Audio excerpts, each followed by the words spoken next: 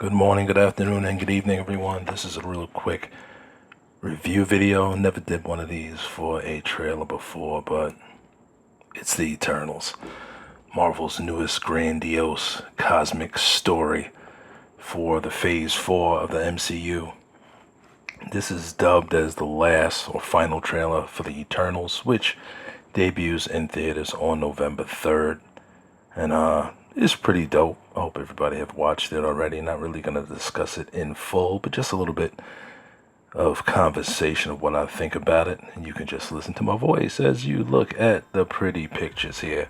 At the beginning of the trailer, we get a little talk from Salma Hayek's character, Thena, on the timeline. So it's exactly pretty much after the second snap when they brought everybody else back to Earth, all along the lines of the Spider-Man Far From Home.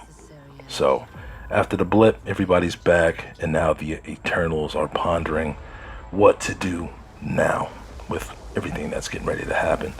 Athena, Salma Hayek's character, speaks of the emergence, which is about to happen. Some believe they're talking about the deviants. Me personally, I think it's 7 days until we see the Celestials return back to Earth. And I say this because she said 7 days. God created the Earth in 6 days, and on the seventh day, he rested.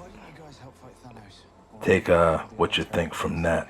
Of course, throughout the entire trailer, we get to see the grand spectacle that is the Marvel Cinematic Universe. Pretty dope. We don't expect nothing less from the new standpoint or the new standard of what will be for the big budget Marvel films. We get to see Kit Harington's character, the Black Knight, talking to Cersei, I believe, and he asks her why didn't they do anything to help against Thanos and all of that. And she was like, we were told not to interfere, not unless the deviants were involved. And he was like, by who? And then we finally get to see our first look at one of the Celestials. Super dope. You expect nothing less from Marvel. It's dope. It looks dope. And at one point in the trailer, we get a nice look at the different deviants that they're fighting and this and that, and a nice look at who I believe is the leader of the deviants. He has Angelina Jolie's character wrapped up in like some bindings or whatever, and he was like, can't protect anyone. Look fly. Definitely the look, design, and the feel of the film is all on point. It's outstanding. You know what I'm saying? It's fire. Definitely a good looking film. We get to see everybody use their powers a little bit. They have like this crest or whatever that lights up golden, whether it be around their hands, around their feet, around their eyes, or whatever, when they're using their power, which I'm kind of like, okay, all of their powers pretty much come from the same energy source or what have you. But it looks pretty dope. Of course, we get to see Icarus in action, and he's pretty much like Marvel's Superman, I'll call him for right now.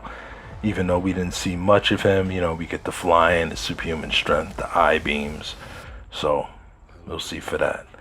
But in this trailer, we get to see two of the Celestials, which is really dope. I'll get back to that in a second. And of course, we have Marvel's patented humor. We can't have just a movie with action and a good story. Gotta have some humor in there somewhere, just making a mockery of silly stuff. But it looks pretty dope. Me personally, there is something that I really didn't like about it, and we've seen this in various DC films, but not too much in Marvel films now. They have that Zack Snyder dark filter over the entire film. And although, they say it worked for Snyder or whatever, we can do it. To me, that kind of makes the movie suck a little bit. We know from Jack Kirby's Eternals, it had a lot of color in it. And this dark filter kind of mutes the color in the entire film. And all you get to see is that golden, I don't know what you would call it, like the golden script that pops up whenever they use their powers, but you never get to see, like, especially when they're wearing their uniforms, you don't get to see like a lot of color in their outfits, which to me personally, I think it takes away from the film. And I don't know. The trailer itself is enough to build up a lot of hype, but I'm a skeptic. What you want from me? Obviously, you know, somebody's gonna talk about it, but all the Celestials, the Eternals, kind of make up all the different nationalities on Earth, and I could kind of feel them doing that just because of the fact that they came during like the Cro-Magnon man era or whatever, and as the Celestials, why do I keep calling them Celestials? The Eternals go out, you know, they separate. They kind of make the culture of the planet. So each different Eternal, you know, goes out, and I guess they go to different parts of the Earth, and that's where you get all the different cultures of the planet, which is pretty dope. I can't complain, whatever. And the two Celestials, I'm gonna say this before I end this video, the two Celestials, from what I have observed in the trailer, the first one that we see is Ansem the Judge. That's the red one. And I believe he either says, you know, the planet gotta go, or the humans is fit for living. And then, you know, maybe part way through the rest of the trailer, we get to see another Celestial. And from what I have observed and looked in the official handbook of the Marvel Universe from the 1980s, don't get mad at me, I'm old.